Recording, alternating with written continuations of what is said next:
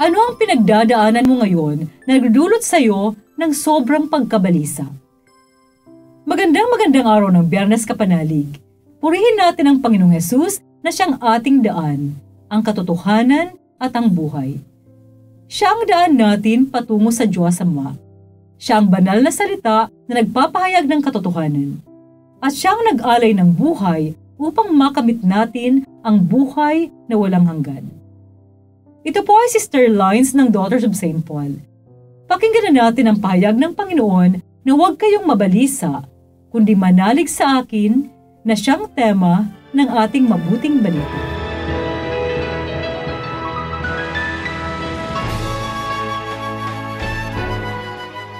Sinabi ni Jesus sa kanyang mga alagad, "Huwag mabagabag ang inyong mga puso.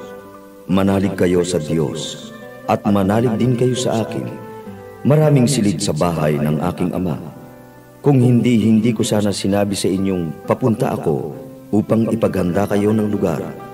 At kapag nakapunta na ako at nakapaghanda ng lugar para sa inyo, muli akong darating at isasama ko kayo para sa aking sarili, upang kung saan ako naroroon, gayon din naman kayo.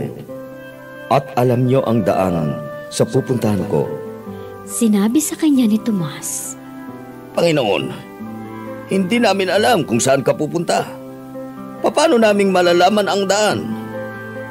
"Ako ang daan, ang katotohanan at ang buhay. Walang sinumang nakalalapit sa Ama liban sa pamamagitan ko."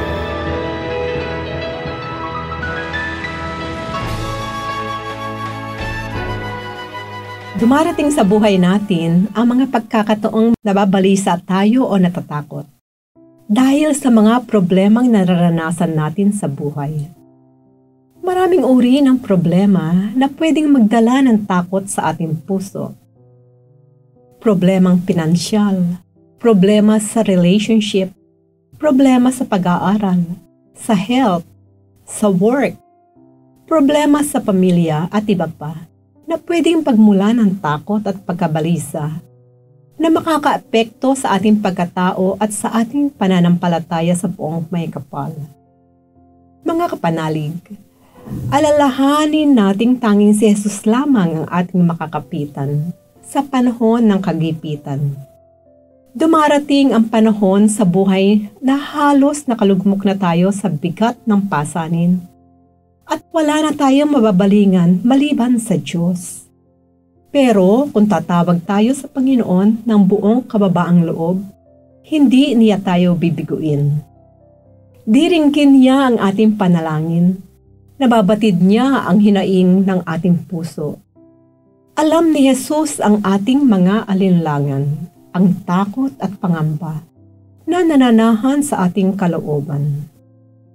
Pero nire-remind niya tayo sa mabuting balita ang ating narinig na panaigin ang ating pagtitiwala sa Kanya. Payabungin ang ating pananampalataya sa Kanyang walang hanggang pagmamahal at pagkalinga sa atin. Naalaala ko ang kwento ni Jonathan Rumi, yung star na gumanap na Jesus sa The Chosen. Bago siya naging lead actor sa The Chosen at sumikat dahil dito, he was a struggling actor. At dumating nga ang punto sa buhay niya na down siya, walang pera na panggastos at pambayad sa renta sa bahay. Ang pakiramdam niya ay talagang dead end na siya. Ayon sa kanya, nang dumating ang panahong iyon, ang tanging pinanghawakan at nagbigay lakas sa kanya ay ang kanyang pananalig sa Diyos. Nanalangin siya ng mataimtim at ipinaubaya na niya ang kanyang buhay at karir sa Panginoon. Whatever the Lord wants for him, He leaves everything into His hands. So to make the story short, after some time, he received this offer to play the lead role in The Chosen, and the rest is history. Alam natin kung gaano na kasikat si Jonathan sa ngayon at kung gaano rin kalalim ang kanyang pananampalataya sa Diyos.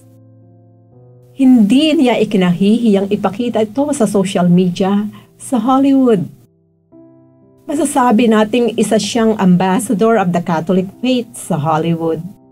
Isang lugar na kung saan masasabi din nating hindi gaanong binibigyang halaga at walang puwang ang pagsasabuhay ng pananampalatayang Katoliko. Mga kapanalig, huwag matakot, huwag mabalisa. Si Jesus ang daan, ang katotohanan at ang buhay. Mga kapanalig, support Pauline's online ministry.